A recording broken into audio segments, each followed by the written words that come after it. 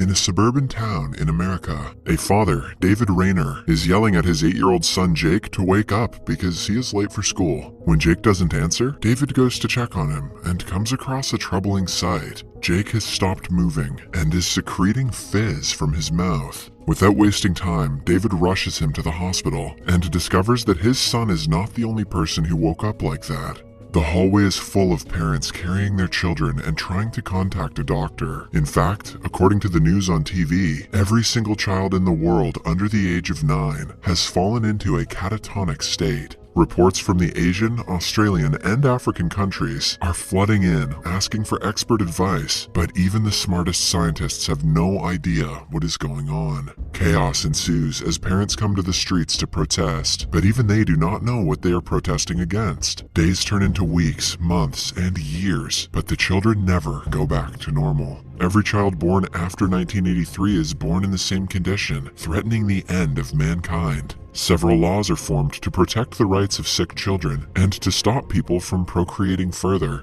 This causes economic and social instability around the globe, which further gives rise to many problems. The only movement the children make is when they get intense seizures twice a day, at the same time every day. Science has no answers to what the seizures mean, just like it has no answers to the entire plague. 10 years later, 8-year-old Jake has now turned into an 18-year-old boy, but with no life inside of him. He is fed and kept in a healthy condition, but David and other parents of the world have given up on getting their children back. In David's town, the school is closed after the last batch graduates, and the gym hall is renovated into a hospital for sick children whose families have no means to take care of them. The head doctor at the gym is a woman named Jean. Then, we are introduced to Jean's ex-husband, Tom. He went to jail a few years ago for killing a man in a bar fight. The incident changed his life and took his job and family away. After serving prison time, he has just recently been let out on parole. Since Tom has no place to live, David allows him to stay at his house for a few days, where Tom also gets to meet Jake. David has brought several pieces of medical equipment for Jake's comfort. Tom comments that they must have cost a lot, but David rationalizes that nothing will amount to his son's happiness. He seems to believe that although his son cannot express his feelings, he can still tell what is going on around him.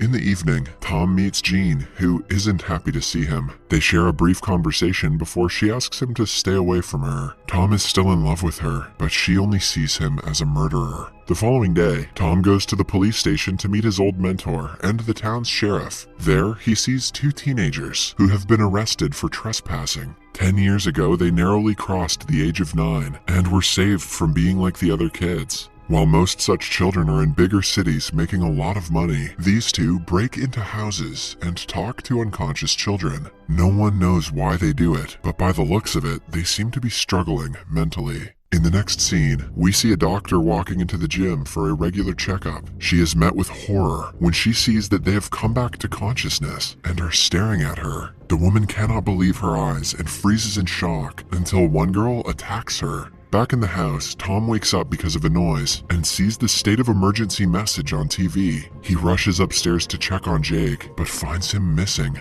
Then he goes to David's room to discover that his face has been squashed to death. Seconds later, Jake appears behind him and attacks. He is about to be killed when his childhood friend and Jean's brother, Sam, arrives at the house. He hits the kid with a tire iron and throws him out the window. Sam also reveals that the entire city has been swarmed by the awoken children whose only aim is to kill the adults. No one knows what they actually want, but people are dying at a frightening rate. Suddenly, they remember that Jean was working a night shift, which means she is surrounded by sick children. They quickly make their way outside, but are yet again approached by Jake. At first, he tries to attack them, but stops and falls unconscious. After that, Tom and Sam drive to the school. The first dead body they find is of a nurse with a deformed face. While trying to climb the stairs, they are attacked by the kids, who try to grab their faces. They are then saved by the same 2 teens that Tom saw at the police station earlier. They introduce themselves as Kip and Claire. It turns out that the killers think the couple is one of them, which is how they have survived until now. Tom asks them to quickly get out of the city, while he and Sam continue looking for Jean. When in the hallways, they are almost spotted by a horde of the killers, but they manage to hide inside a room with locked doors. They also find a group of 8 survivors waiting for help. The doctors think the police are on their way to help them, unaware that no one in the town is safe, including the police. Tom is told that Jean went up a vent to get medicine for an injured survivor. He follows her, asking Sam to take care of the others. A few minutes later, Sam hears someone trying to break the door. He panics and asks the group to go down the laundry chute. They make a rope out of bed sheets and manage to climb down, one after another. Sam goes last, but halfway through, he hears the others screaming in pain. Realizing that they have been attacked, he climbs back up and unties the bed sheets. Just then, he sees a nurse trying to climb up the chute, but because of his mistake, she falls to her doom. Everything goes quiet for a second, before Sam sees a guy inside the room. Meanwhile, Tom is crawling through the vent when he comes across another kid. He is about to be attacked, but Jean arrives at the right time to save him. They both come out of the vents, deciding to return to the others. However, upon reaching the room, they see Sam with a bloodied weapon and no survivors. Jean is heartbroken because they were all her colleagues. Tom calms her down before the 3 of them make their way outside. In the hallways, they are joined by Kip and Claire. A little further, they meet the sheriff, who is also looking for survivors. All of a sudden, a panicking guard attacks Claire, assuming that she is one of the children. Before he calms down, the actual children drag him away, while the others run to the door. Outside, the sheriff's wife Nora and the deputy are waiting for the survivors. When they are distracted, the children land an attack. Somehow, the others arrive at the right time and manage to free them. Amidst the chaos, Claire is left behind with the children while the others drive away. Kip is worried for her, but is hopeful that the children won't know she is a human. The group stops in the church, where Jean takes care of Sam's injured leg. He yells in pain for several minutes before she finally gives him drugs to make him sleep. While everyone stays in a safe room, Tom goes around the church to check if there are more children. While inspecting the chapel, he is attacked by a girl. The sheriff runs to see what's up and is shocked because the girl is his daughter. His wife Nora weakens at the sight of the girl in such a condition. Instead of killing her, they decide to tie her hands to the railings. Somewhere else, Kip finds a pastor's journal where he was writing interesting things about his dreams. A few hours later, they see the pastor outside being swarmed by children.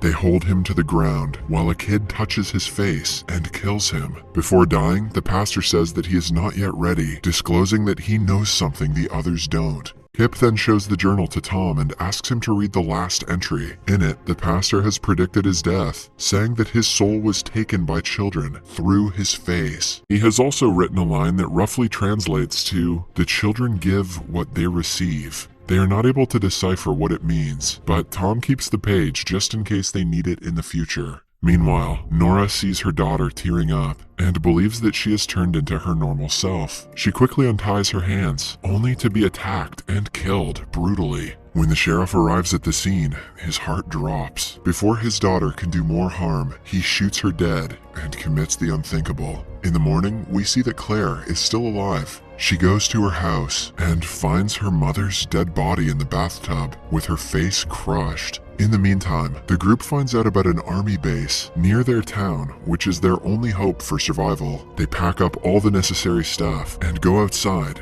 but come across a broken car. It turns out that the children are getting smarter by the hour and have learned to disable the engine in cars. They have done the same to every car in the neighborhood, so Tom has to think of another way to escape. He then remembers that David had a car inside his garage, which could still be working. Since Sam cannot walk, he and the deputies stay at the church, while the other 3 go out to David's house. They reach the place safely, but come across a girl in the front yard. She even has a gun on her, and seems to know how to use it. Suddenly, Claire appears and kills the girl. She also discloses that the children are learning to do new stuff, and almost all of them have a gun by now. Back in the church, a horde of children attack Sam and the deputy. A while later, the rest of the group arrives to their dead bodies. Jean kneels down near her brother and breaks into silent sobs. She gets up surprisingly quickly, driven by the will to kill all the children. On their drive to the town's border, everyone notices her stiff demeanor. When they are distracted, 2 guys start firing at the car. The tires go flat, causing them to come to a halt right in the line of fire. Tom asks everyone to stay down, but Jean doesn't listen. She comes out of the car and ambushes both enemies. She continues fighting even after they are dead, while the others watch in concern. Now that they are out of bullets, Jean wants to return to the town's police station and get some from their storage. Tom argues otherwise because there is no need for guns in the army base. Still, Jean remains adamant and makes her way to the police station on her own. Kip and Claire join her shortly after, leaving Tom the odd one out. He walks towards the army base for some time before sitting down to read the pastor's note again. He rationalizes that the children are sucking out people's souls, but the way to stop them isn't clear in the note. Meanwhile, in the police station, they find two children gathering up the weapons. Since they won't suspect Claire, she decides to go inside to steal the guns. The other two patiently wait in another room until they hear a gunshot. Kip runs to Claire and sees that she has been shot. He kills a man, but is in turn shot as well. The two sit beside each other until they ultimately die. After some time passes, Tom arrives and finds a frantic Jean in the hallways. She has lost all senses and is paranoid that the children have surrounded her. Tom gently brings her back to her senses before they go outside. Since they do not have a vehicle, they are soon surrounded by the children from all sides. Tom makes Jean kneel down and remember the moment she was the happiest in her life. While she does so, he walks to a kid in the crowd and tells him that he is ready. Tom has finally figured out that the kids give you back the emotions that you show to them. When you give them fear and anger, they do the same to you. Seconds later, Jean opens her eyes and finds herself alone. In the last scene, we see her reading the pastor's note while enjoying a beautiful day outside her house. Then, she sees the children surrounding her house yet again. This time, she simply goes inside, leaving the door open as a sign of trust.